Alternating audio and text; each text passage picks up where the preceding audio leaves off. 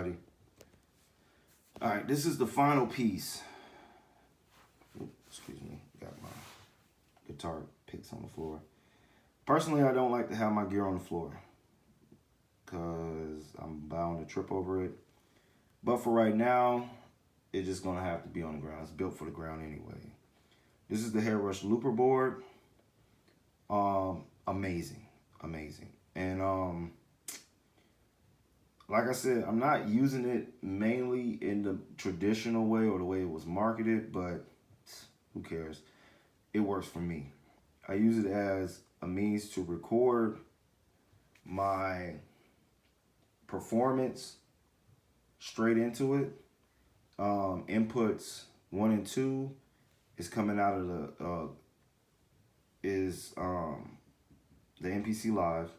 3 and 4 is the Akai Force. So I have that stereo effect on the performance. You know what I'm saying?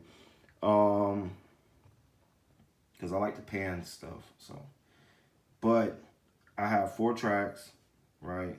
But the way I have this set up is in free mode, meaning there's no quantize. Just in case if I want to change up the rhythm or whatever, it doesn't quantize. It's just recording it as it's played in. Also, this is where you get in the sound, because the outputs, I have the speakers coming out of it. So anything that's coming into it is coming out of the speakers straight from the Headrush looper board. The Headrush looper board has amazing quality, very great sound. I want to apologize for the Vibe Hop single or song. The issue I had with that was the volume was too low. Maybe it was because I had the input volume down really low, because the volume come out this thing is really high. And though the volume was loud enough for my performance on YouTube or Instagram, it didn't come out that loud when it came time for me to actually hear it. It probably sounds good on a big speaker, but it's horrible when it comes to like on the phone. It's just too low. So I apologize for that, but I'm gonna figure it out. But this is how I'm gonna record my music with the Headrush looper board. I can record from either set up the audio any way I want. You got audio routing. It's very detailed. I mean, it can get really sophisticated. Yeah,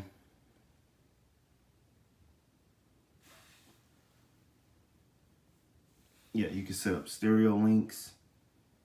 You got a dry signal, either go through the headphones or whatever. Don't mind my mess. The wires and stuff. Like I said, I gotta clean this up so nobody trips over it. It's really sophisticated. I really like it. Like I said, I haven't really fooled with it because my guitar was down for like over a year.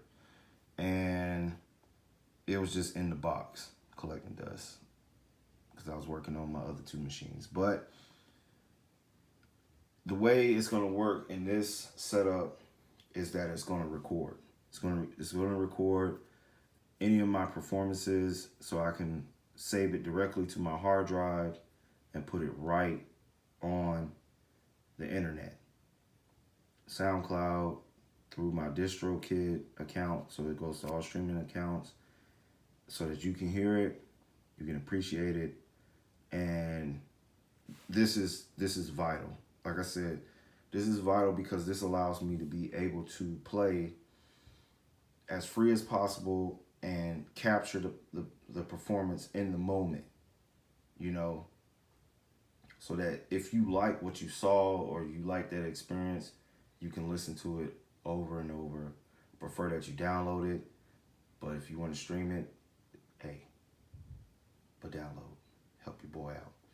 And yeah, and this is amazing audio interface. As much as people, it's big as fuck though. That's the only downside. It's super big. It's really big. So For right now, it's on the floor. I might set up some other way that I can have it where it doesn't have to be on the floor. But for right now, my desk can't hold all this weight, and there's not enough space for all my gear to be on it. So that's a future thing. But yeah, everything's being recorded to the Headrush looper board coming out of it. So even if I want to set effects on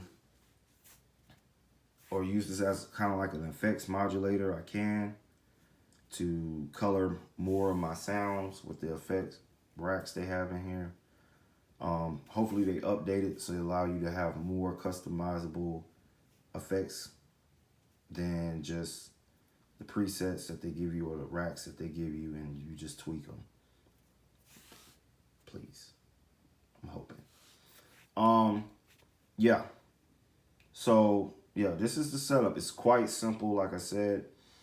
And I like to keep it simple. You don't want to overcomplicate this shit. You know, even though it looks very, you know, once I clean it up and get it how I want, it's going to look really glorious. But it's a simple setup, right? So I have my Kai Force, like I said, as my drum machine. It's going to inputs 3 and 4. My Kai MPC Live 2, which will be my synthesizer, is going into input 1 and 2. And that's the setup with the Headrush looper board.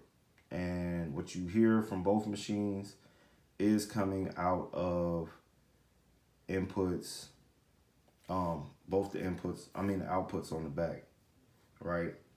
And I might split it where I have, you know, the pads or, you know, any harmonic or melodic stuff I'm doing on the live to come out on one speaker and the rhythm stuff to come on the other. It's all, I'm going to experiment with it, but this is basically what I have set up for right now. So to recap, I have my Kai Force as my drum machine. Also, I'll hook my guitar straight up into it and a mic just in case I want to do some vocal stuff, just in case. But mainly my guitar, right? Because it has phantom power and it's amazing. And also the multiple clips you get off of one audio track is far better than the MPC, right? The MPC, because it has the latest update, it's got all the new effects on it and the new plugins. This is a no-brainer. It will be my synthesizer. If I have to buy a MIDI fighter twister to basically use to control the filters and stuff, because the Q links only give you 4, and I don't like to do all that clicking. I just want to touch and tweak. That's what I'll have to do. And like I said, the launch pad will be set up to feed MIDI into the live to trigger the synthesizers on here. And like I said, I got to figure out how to program each channel, that when I switch the patterns to a different channel, it will trigger that loop, you know. But yeah, this is the setup. Yeah, so I'll be right back.